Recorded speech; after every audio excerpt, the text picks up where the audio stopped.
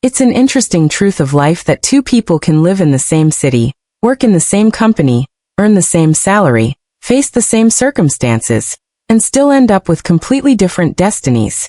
One moves forward, climbs, grows, and prospers, while the other stays stuck, frustrated, and disappointed. You might think the difference lies in education, talent, or luck. But more often than not, the real difference is something less visible: attitude. Attitude is the hinge that turns the door of opportunity. It's the lens through which you interpret everything that happens to you. With the right attitude, every obstacle becomes a lesson, every failure a teacher, every delay a seed of growth. But with the wrong attitude, even blessings appear as burdens and opportunities as threats. Over time, I've learned that your altitude, how high you go, how far you reach, is almost always determined by your attitude. I didn't learn that from a book. I learned it in the soil of experience, in the fields of Idaho where I grew up with very little money, but an abundance of spirit. My parents didn't have wealth to give, but they passed down something far more valuable: a philosophy of attitude. My father worked long days, his hands rough from labor, yet he whistled while he worked. My mother could stretch a small amount into enough for the family without ever complaining. They taught me that the outlook you carry matters more than the conditions you face. Later in life, when I started meeting successful people, business owners, mentors, leaders, I noticed the same pattern repeating itself. Their secret wasn't a hidden formula. It was their perspective. They had learned to master attitude. Think about it. What's more important than how you see things? Not what happens, but the meaning you assign to what happens. Two people lose their jobs. One says, "It's over for me." The other says, "This is the beginning of something new." One becomes defeated. The other becomes determined. It's not circumstance that divides them, it's attitude. I once knew two salesmen working the same territory, selling the same product, using the same system. One constantly said, "It's too hard. People aren't interested. I can't do this." The other said, "I'll learn. I'll keep improving. Tomorrow will be better." Guess who earned the bigger commission? Same plan, same product, same people. The difference was attitude. Attitude multiplies everything else. A poor attitude subtracts your potential. A strong one multiplies it. And remember this: attitude is contagious. Spend enough time with complainers, and you'll begin to catch their sickness. Spend time with dreamers and achievers, and your vision will start to rise. That's why I say, guard your associations. The people you spend time with will either lift you or limit you. Here's another truth: you can't always change the wind, but you can always adjust your sail. Your sail is your attitude. A well-set sail carries you across storms. A broken one leaves you drifting. So if you want to rise higher, don't wait for the wind to change. Set your sail. Don't blame the economy, the government, or your boss. Look inward. Because you carry the atmosphere of your own future inside your mind. 2 men knock on 20 doors. 19 people say no. One goes home defeated and says, "This business doesn't work." The other goes home excited and says, "I'm one step closer to my yes." Which one will succeed? The answer is obvious. The one whose attitude transforms rejection into motivation. Attitude is the great divider. It separates those who rise from those who fall. Not because life favored one, but because one chose to treat life differently. I've met people with every advantage, degrees, money, connections. Yet they never rise because their attitude pulls them down. I've met others with no name, no money, no support, and they still climb because their spirit refuses to quit. Success is rarely about massive breakthroughs. It's about the small, consistent habits of a strong attitude repeated every single day. Take the farmer. He can't control the weather, the rain, or the seasons. But he can control whether he prepares, plants, and perseveres. That's attitude. If he says, "The weather's bad, why bother?" he never plants and there's no harvest. But if he says, "I'll plant anyway, I'll do my best," then when the season turns, he's ready to reap. Life works the same way. You can't choose the seasons, but you can always choose your response. Excuses destroy altitude. Every time you justify why you aren't where you want to be, you trade progress for comfort.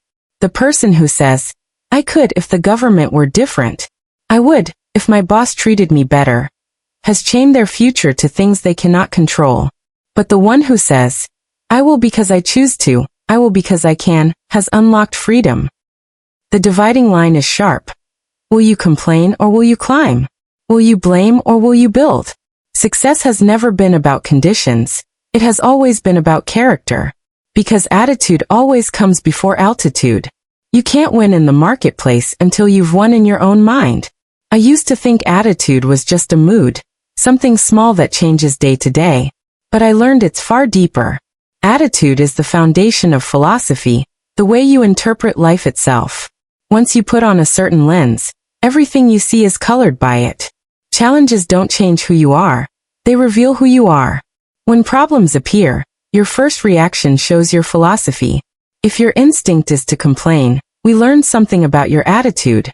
If your instinct is to ask, what can I learn? We learn something else entirely. I'll never forget a young man who came to me years ago, excited about success. He said, I'm ready. I've got dreams, goals, and hunger. He started strong, but when the first wave of rejection hit, he came back discouraged. I didn't know it would be this hard, he said. And I told him, that's the test. Not whether it's easy, but whether your attitude is strong enough to outlast the difficulty. He didn't last. Another man started at the same time. Same rejection, same obstacles. But he kept coming back saying, they said no today, but I'm closer to yes. I'm learning, I'm improving, I'm growing. He lasted. And he prospered. The difference wasn't talent or luck. It was attitude. Life will hand you bricks, some heavy, some rough, some awkward. You can use those bricks to build a wall that traps you, or a foundation that lifts you. The bricks are the same, only the builder's attitude is different. A negative attitude distorts reality. It turns opportunity into risk, effort into punishment, and discipline into suffering. But a positive attitude clarifies reality. It turns risk into potential, effort into investment, and discipline into freedom. When you keep the right attitude, problems shrink to their real size. You stop majoring in minor things. You stop letting small frustrations grow into big barriers. You say, this is just a bump, just a season, just a chapter. And you keep climbing. A good attitude doesn't remove challenges, but it equips you to endure them. The storm still comes, but the person with the right attitude has built their house on rock, not sand. Ask yourself, what meaning are you giving to your challenges? Are they punishment or preparation? Are they curses or classrooms? Your answer today decides your altitude tomorrow. Think about an airplane. It doesn't rise because the weather is perfect. It often takes off against the wind. That resistance helps it lift. The pilot doesn't control the wind or gravity, but he adjusts the attitude of the plane, the angle of its nose to the horizon. Change the attitude, and you change the altitude. Your life works the same way. You can't eliminate every storm, but you can always adjust your attitude. That adjustment determines how high you go. Start with your mornings. The way you begin your day sets the tone for everything else. Some people wake up and immediately complain, too early, too tired, too much to do. Others wake up grateful. Thank God, I've got another day, another chance. Same alarm clock, same morning, completely different outcomes. Your words shape your world. What you say reflects and reinforces your attitude. Speak constantly of what you can't do, and life will echo those limitations back at you. Speak with faith. I can, I will, I'll try, and life will mirror that as well. Your environment matters too. Surround yourself with problem finders, and you'll see problems everywhere.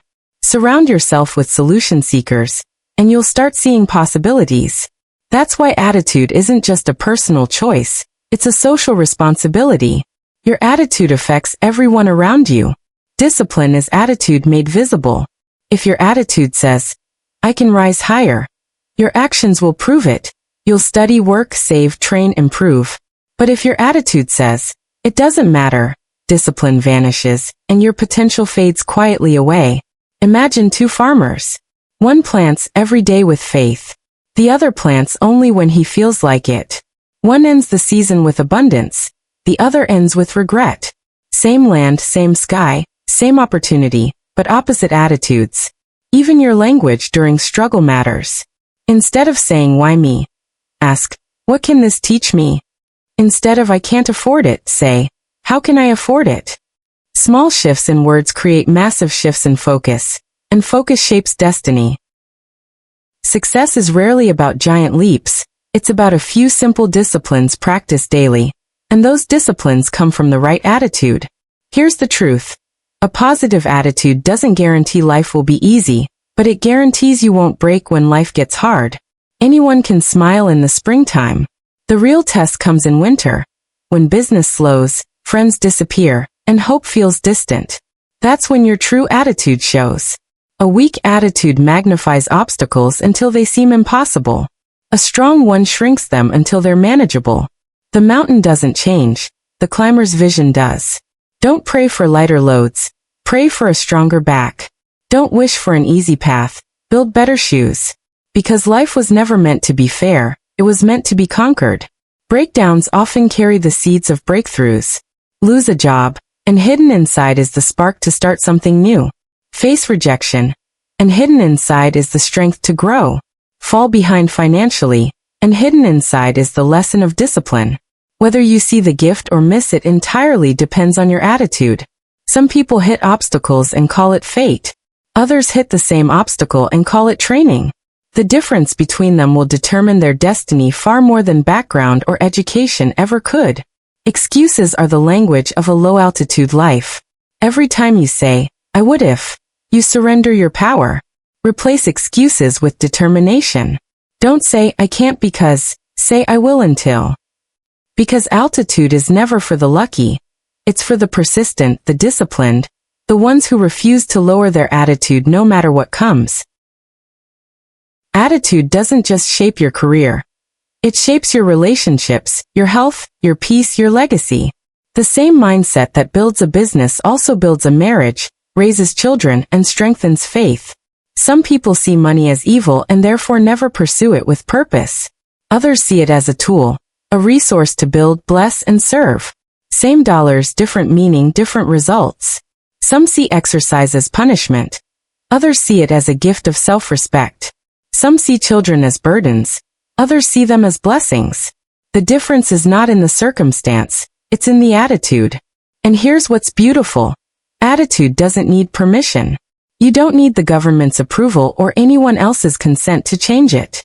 It's the one thing in life you control completely. You can't always choose what happens, but you can always choose your response. You decide whether you'll complain or create, whether you'll retreat or rise. Over time, those choices shape your destiny. So ask yourself, what's the altitude of your health? Your finances? Your relationships? If it's low, check your attitude. Because when attitude rises, altitude follows. And the good news? You don't need a revolution to change your altitude. Only small daily adjustments. Just like a pilot moves the nose of a plane a few degrees and ends up hundreds of miles from where he'd otherwise land, small shifts in attitude lead to massive changes in outcome. Attitude isn't optional. It's not something you wear when life is easy and take off when it's hard. It's the core of maturity. The decision to steer your outlook before circumstances do it for you. Don't wait for life to calm down before adjusting your attitude. Life doesn't wait. If you delay, you drift. And drifting never takes you upward. Maturity means learning to handle what you can't control. Children complain when things aren't fair. Adults adapt and advance. Children wait for rescue. Adults build resilience. That's the difference. And it's all in attitude. Discipline is the bridge between goals and achievement, but attitude is the foundation that bridge rests on. Without the right attitude, you'll never step onto the bridge. You'll stay on the shore, waiting for someone else to carry you across.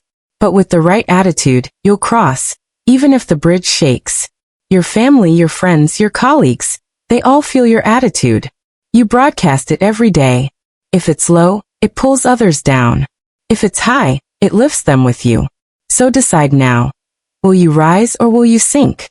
Will you take responsibility for the atmosphere you create, or will you stay casual and careless?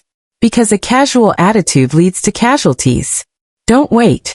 Set your attitude like a pilot sets the plane's nose, slightly upward. Even a few degrees make all the difference over time. Your future doesn't rise on chance. It rises on choice. And that choice is attitude. So lift your eyes, steady your mind, set your attitude, and watch your altitude soar.